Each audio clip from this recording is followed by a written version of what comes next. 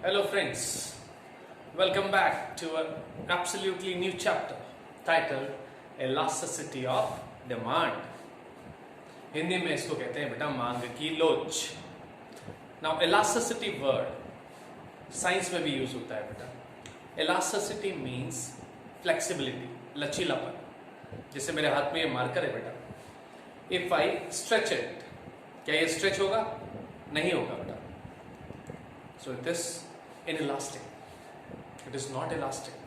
Whereas if I take a rubber band and stretch it, then it will expand. That means the nature of rubber band, according to the subject physics, is elastic in nature. Take a ping pong ball, उसको press करेंगे तो छोटी हो जाती है बेटा. Even that is elastic. तो physics में अगर किसी मैटर पर या मेटल पर आप फोर्स लगाते हैं और वो खींचने पर स्ट्रेच नहीं होता है तो वो परफेक्टली इनइलास्टिक है. और अगर कोई मैटर जैसे रबर बैंड हुआ हमारा या एक सॉफ्ट बॉल हुई तो उसको प्रेस करने पर वो बॉल छोटी होती है, रबर बैंड को खींचने पर बड़ा होता है, तो that is elastic. That is the concept of physics matter का.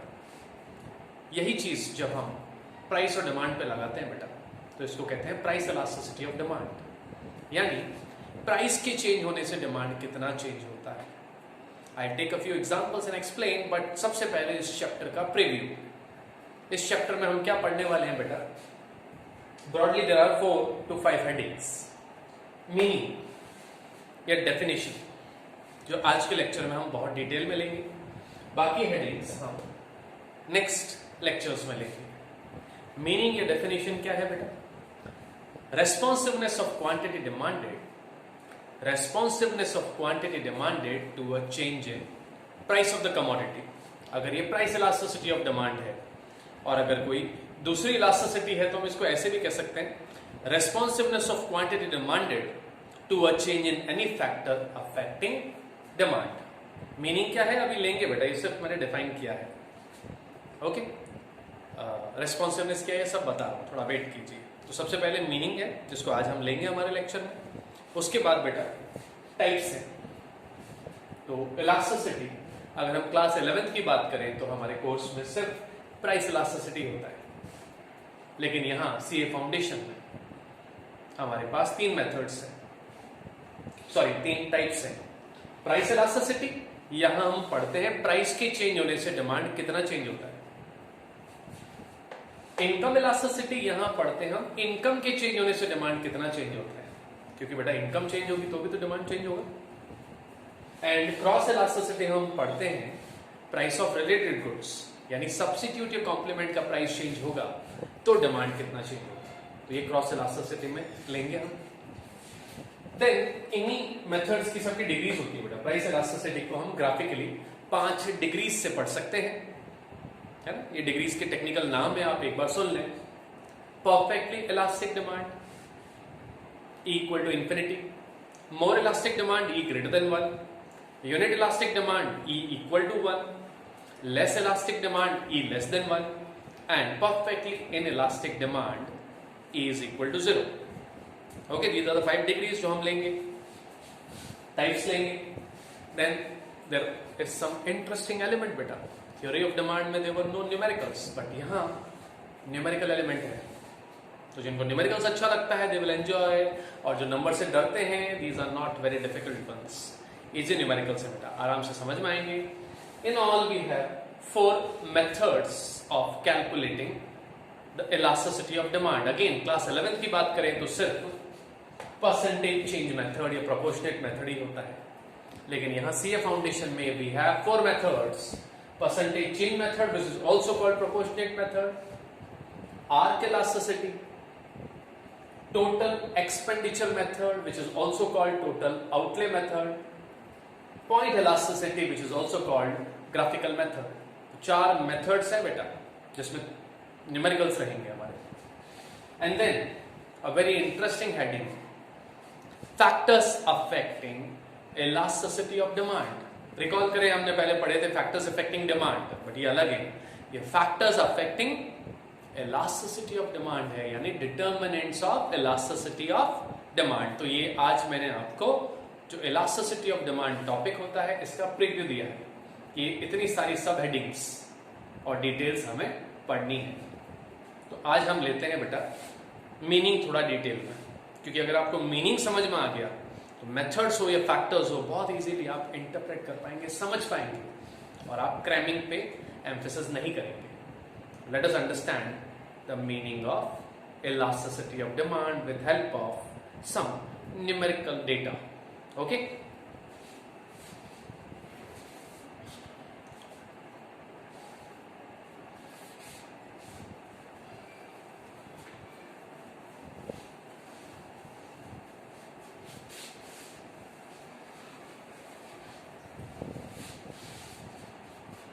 यस, इधर देखें, अगर मैं कहूं कि प्राइस किसी चीज का बढ़ता है 20%, price increases by 20% and the demand falls by से 5%।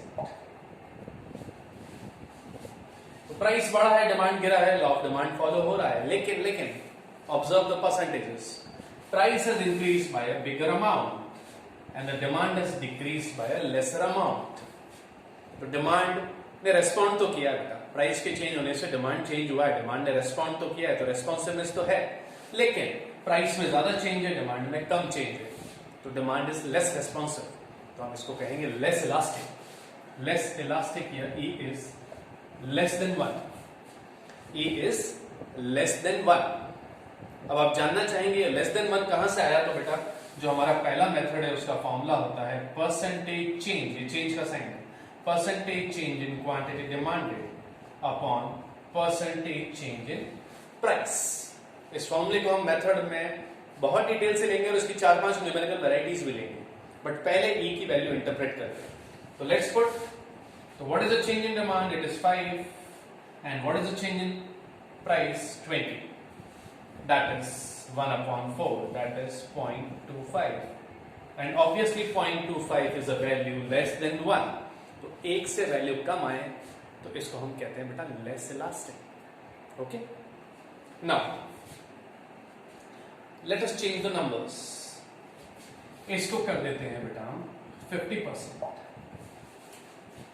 ओके, कि प्राइस बढ़ा 20% और डिमांड 5% नहीं, से 50% गिर गया, पॉसिबल है।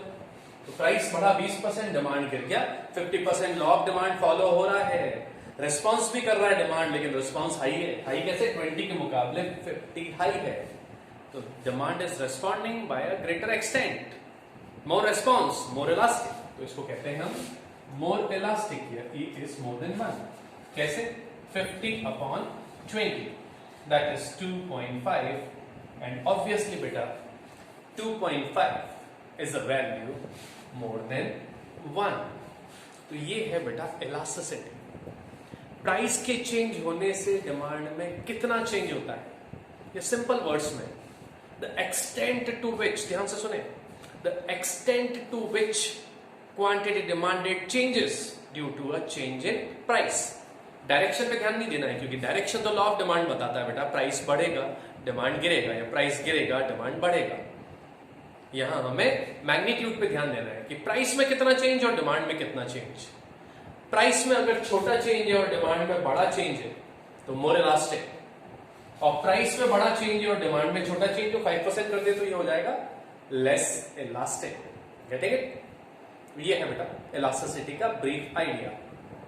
I repeat the definition, responsiveness of quantity demanded, यानी क्वांटिटी डिमांडेड प्राइस या किसी और फैक्टर के चेंज होने से कितना रेस्पॉन्ड करती है। तो responsiveness of quantity demanded to a change in price of the commodity, या फिर एक और डेफिनेशन है, responsiveness of quantity demanded to a change in any factor affecting demand.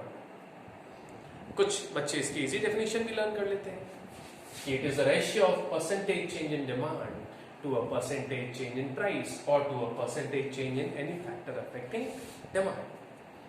तो आई होप आपको इसका मीनिंग समझ में आया। ओके, एक एग्जांपल और लेते हैं which will make the concept easy, and वहां आपको 5 डिग्री के नाम भी देखने को मिलेंगे बेटा।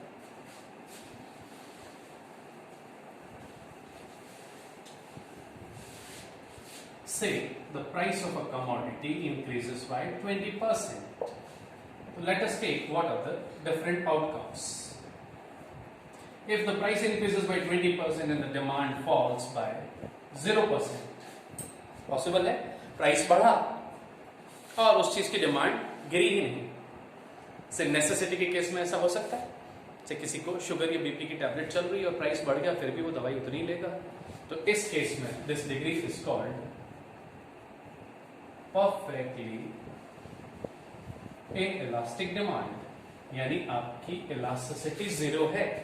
जीरो कैसे आया, वो फॉर्मूला माइंड में रखें, percentage change in demand upon percentage change in price, तो 0/20, 0/20 आपको क्या देगा, E की वैल्यू 0, यानी E की वैल्यू 0 को हम कहते हैं perfectly inelastic demand. Perfectly inelastic क्यों बेटा, demand has not responded, no response, so elasticity भी नो यानी 0। नाउ 20% प्राइस बढ़ने पर ऐसा भी तो हो सकता है demand falls by less than 20%, से 10%। प्राइस बढ़ा डिमांड गिरा, रेस्पॉन्ड तो किया है लेकिन ओनली 10%, 20 से छोटा है 10%, तो this is called less elastic. इसको लेस देन यूनिटरी इलास्टिक भी कह सकते हैं, इसको इनइलास्टिक भी कह सकते हैं, बस लेस इलास्टिक या इनइलास्टिक। इनइलास्टिक ये नहीं हो रहा, ये परफेक्टली इनइलास्टिक है, ये सिर्फ इनइलास्टिक है, तो E is less than 1। Less than 1 कैसे होगा, 10/20, 10/20 क्या देगा, 0.5, 0.5 इज लेस देन 1। अगर मैं 18 भी ले लूं तो 18/20, 0.9 भी लेस देन 1 आएगा, तो ये जो वैल्यू है 10 नहीं है, ये 5 भी हो सकती है, 18 भी हो सकती है, 2% भी हो सकता है, सारा less elastic. Now the third case, demand में fall by the same percentage, ये 20, आपका ये भी 20, then it is called unit elastic और यूनिटरी इलास्टिक, और इस केस में E की वैल्यू 1 है, 20/21।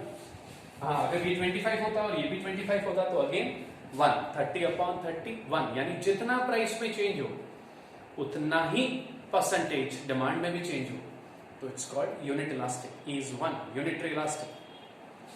फाइनली द डिमांड में फॉल बाय ग्रेटर परसेंटेज, से 30%, 40%, 50%, तो 30, 40 और 50 20 से बड़े हैं, तो E would be more elastic or just we can call it elastic, more elastic या फिर elastic, and E is obviously greater than 1। 30/20 रख के देखें 1.5, इसको 40% ले ले तो 40/22, इसको 60% ले ले तो 60/23, चाहे 1.5 हो, 2 हो या 3 हो, ये सारी वैल्यूज आर ग्रेटर देन 1, तो ग्रेटर देन 1 को कहते हैं मोर इलास्टिक या elastic. And finally price rises bye 0% and as a result demand falls by any percent, 5, 10, 15, 20, 50, कुछ भी लिख लें, so मैंने 10 लिख दिया। तो इस केस में this degree has the name perfectly elastic। E is infinity। infinity कैसे आया, फॉर्मूला लगाए, ये फॉर्मूला लगाना बेटा बार बार, percentage change in demand upon percentage change in price. एक बार सारे वैल्यूज देखते हैं कैसे आए, 0 रख दें यहाँ ऊपर 0 और नीचे रखते हैं 20, 0/20 क्या आएगा 0, तो ये रहा 0। फिर अगली बार ये कितना है 10, तो यहाँ 10 रख दें, 10/20 is 0.5, 0.5 is less than 1। अगली बार कितना है बेटा 20, तो यहाँ 20 रखेंगे तो क्या आएगा 1, तो ये रहा आपका 1। अगली बार रखते हैं 30 रखेंगे तो 1.5, 1.5 क्या है greater than 1। And finally in the last case ये वैल्यूज रखते हैं अगर, तो ये आएगा 10/0। Mathematically anything upon 0 is infinity. So your last situation where price does not change and demand changes, that particular situation is called perfectly elastic demand। तो आप देख रहे हैं बेटा कि प्राइस में चेंज है लेकिन डिमांड में चेंज अगर कम हो, 20 ज्यादा है 10 कम है तो लेस इलास्टिक, और 20 कम है और 30 ज्यादा है तो मोर इलास्टिक। तो I again repeat the meaning and the definition. The responsiveness of quantity demanded to a change in price is called price elasticity of demand। The responsiveness of quantity demanded to a change in income is called income elasticity of demand। The responsiveness of quantity demanded due to a change in price of substitute or complement is called cross elasticity of demand। और एक ऐसी knowledge के लिए, The responsiveness of quantity demanded to a change in advertisement expenditure is called advertisement elasticity. याद करो मैंने factors affecting demand में advertisement भी पढ़ाया था. तो कहने का मतलब है बेटा जितने फैक्टर्स होते हैं उतनी इलास्टिसिटी पॉसिबल है. लेकिन हाँ 11th में सिर्फ प्राइस इलास्टिसिटी है और सीए फाउंडेशन में भी सिर्फ 3 है बेटा, प्राइस, इनकम और क्रॉस. फ्रेंड्स, ये जो आज का लेक्चर था ये इंट्रोडक्टरी लेक्चर था जहां मैंने आपको इस चैप्टर का प्रीव्यू दिया और थोड़ा सा इलास्टिसिटी का मीनिंग बताया. ओके, नेक्स्ट लेक्चर में हम बाकी सारी हेडिंग्स डिटेल में लेंगे एंड एक बार इसको वापस रिकैप करते हैं.